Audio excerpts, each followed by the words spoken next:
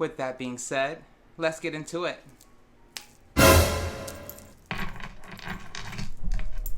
With that being said, let's get into it.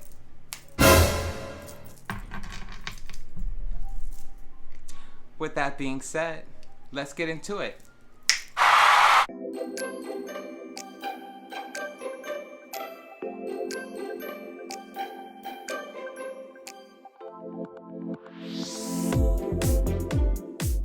Hey viewers, my name is LeB.A.P and so is the show. The main category here are sensational reviews, meaning that I will review anything that excites the senses, whether sight, sound, smell, taste, or touch.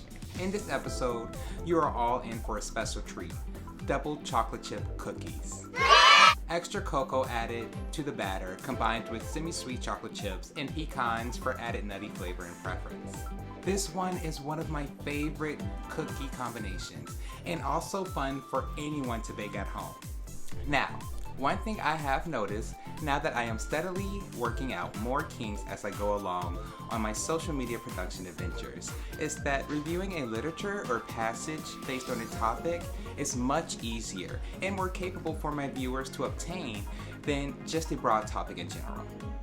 So, for reviewing food, I am going to try and hone in on either a recipe or brand that can actually represent the topic and be achievable for the average viewer to experience as well. For this episode, I decided to use John Kanell's recipe from his YouTube channel, Preppy Kitchen. John Kanell's YouTube channel, Preppy Kitchen, gives a wide variety of baker's goods and savory dishes. He is also a part of the queer community, and I have been watching him for about a year now, and know for sure you all will be seeing more of his recipes here in the future. With that being said, let's get into it.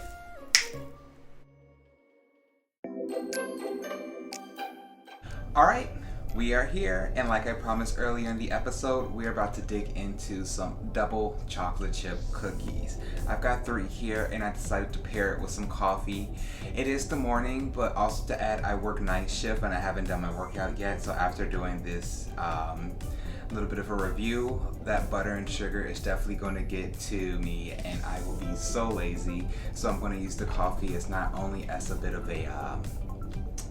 as a complimentary taste to chocolate, but as a bit of a pick-me-up after this show. So let's get into it. I am about to do the first break. Now, like I said, I made these with John Kanell's recipe from Preppy Kitchen, and I want to give you guys all of this goodness. Yes. Oh, I dropped a little bit while giving you guys that bit of experience. So here goes the first try.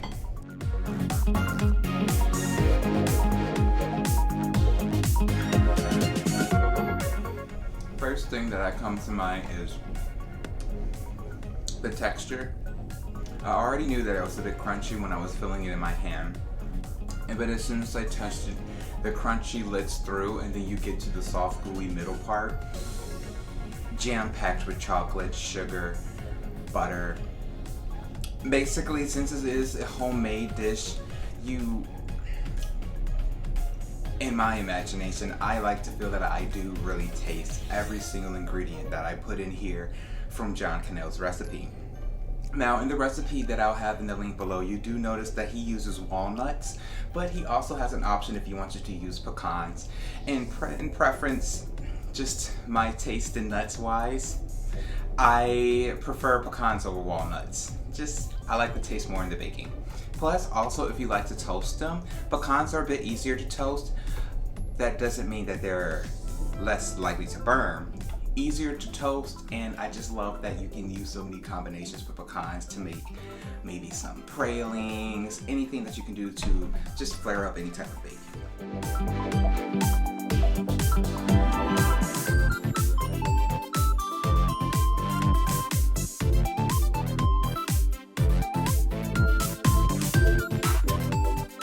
To the taste. Now the taste is definitely, as soon as you bite into it, first thing you get is rich. I mean, this cookie's basically got its own IPO. I don't know if I used that term right, but I'm just trying to be funny. The thing is, it definitely has a lot of sugar and butter content. This cookie calls for 1.5 cups of butter. And so when you're really getting into the motion of making these cookies, you're gonna know already that you're about to bite into something super rich, super delicious, and super well worth it, because after doing such a fun activity by yourself or with children or with one of your loved ones, who doesn't want to just enjoy a nice bite of cookie with a cup of coffee that they made themselves?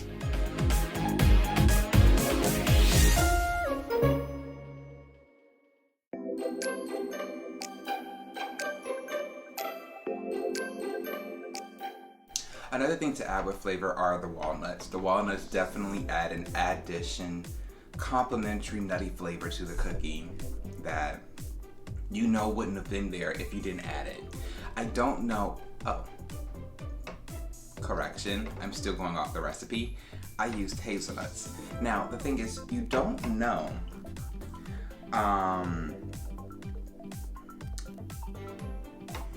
what don't you know? See, that's one thing about me. I suffer from ADHD, so I can even cut myself off sometimes and forget what I was about to talk about. I'll think about it more when I eat this cookie.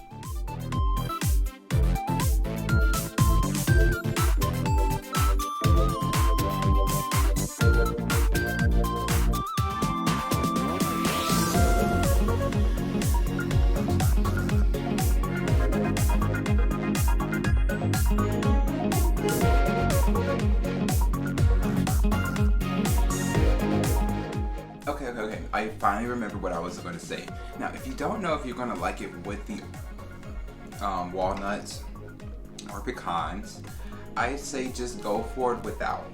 It's definitely a great recipe without the peanuts or the nuts. But if you do add them, I'm pretty sure you are going to be very satisfied. I do have a few roommates here that did not want to eat my cookies, which I do take as a bit of insult, because I'm like, I mean, all these damn cookies, you're not gonna eat them. But yeah, definitely just give it a try. One thing I love about cookies is it's all about combinations and what you want. You can even add other things in here. I tend to like to add coconut flakes to my cookies.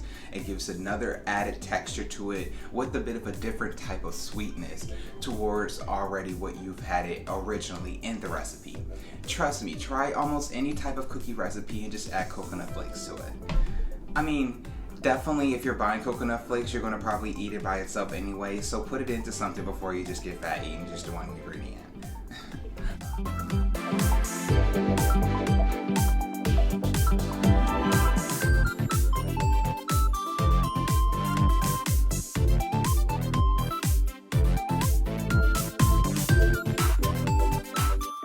Now, let's get into the smell. Already right now, these are re-baked. I had to warm them up. I made them yesterday to add still soft and chewy today.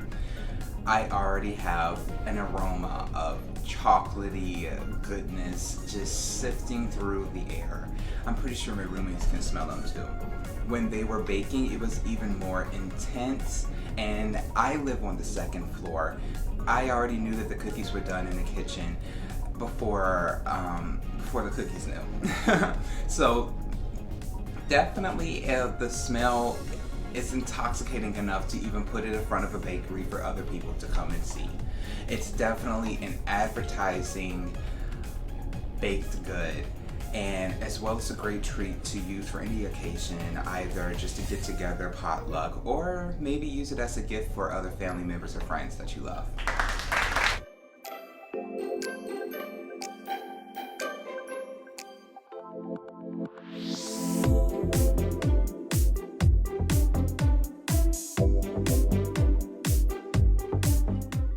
I'm on my last cookie. When it comes to the look of the cookie, because of the ingredients, there's always going to be a very dark dough, which I honestly like. I think the cookie looks much more appealing because I love chocolate. I know when I look at this cookie compared to a regular chocolate chip cookie, I'm going for this one first because I know it has more. Just point blank period. I specifically know that each cookie is going to be different because I'm using a recipe, and your cookies are going to be different than mine look-wise. I purposely go for ugly cookies. And I really don't have that much of a definite reason why. I just kind of like the individuality of the cookies once they come out of the oven.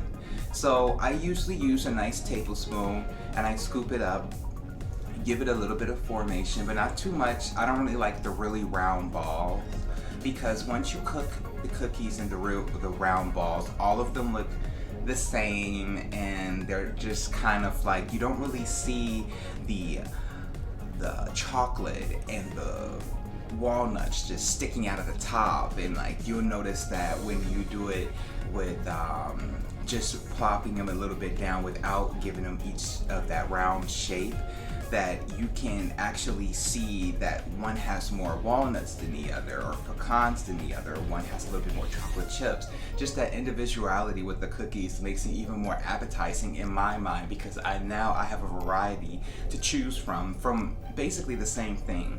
So I love an ugly cookie. Give me an ugly cookie any day. And the reason I call them ugly cookies is because I have a really cute story. My Nana, I gave her a batch of my regular chocolate chip cookies with pecans for Christmas. And the first thing she told me when she called me to thank me for the cookies is like, they ugly, but they good. I definitely know they're all gonna be for me, because nobody else is probably gonna get them. And the thing is like, what really is an ugly cookie? I mean, a cookie's a cookie.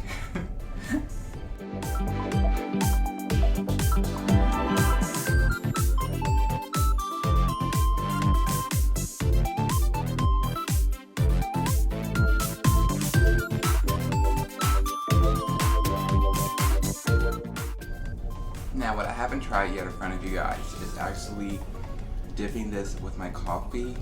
And I don't know why I haven't did that yet. Like, I bet you guys have been wondering, like, when is he gonna do that? When is he gonna just dip it in a coffee and then tell us what it's like? You know, we love reactions.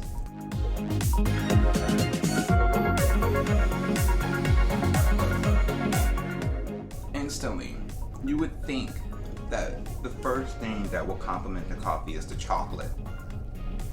But it's the pecans. The pecans definitely, as soon as it connected with that chocolate, with the coffee, brings a more of a, I would say a hazelnut flavor. It like definitely was just so complimentary.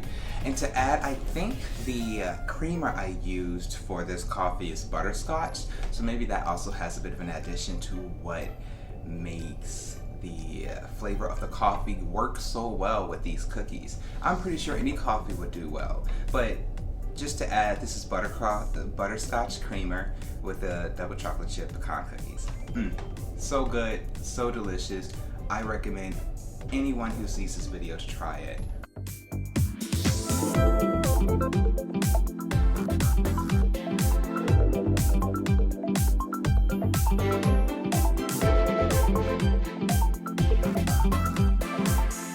Now, with that last bite done, the last thing I want to touch on is sound. The only thing you're going to be hearing with these cookies in front of you is the sound of that light texture of the crunch that you're chewing when you're eating and devouring these cookies. Hands down, super delicious. I give my execution of this recipe a 4, but I give John Kanell, your recipe definitely was superb, and it's everything I expected, so I also give it a 4 as well. The only thing that wasn't expected actually was your recipe said that it only made 25 cookies. I pulled out 29, so I think with that you get a 4.5. Yes, definitely such a great recipe. I really appreciated doing this, and know that I want to be coming out with some more recipes possibly from that channel soon. And I'll probably look into some other things as well and YouTube, and just to make sure I show all my viewers a variety of foods and goods, savory or sweet, for your experience. See ya. As you can see, I had a really great time baking and eating these treats. I know you will too if you give them a try. Give yourself some time to make this delicious recipe yourself. With a final rating of a 3.5, achieving the expected results with a few extra cookies to spare, you have my word that you will most likely be satisfied. A link to the recipe will be provided in the description below. That's all for now. Keep updated with the latest sensational reviews, and do not be hesitant to leave any suggestions or comments in the section below. See ya.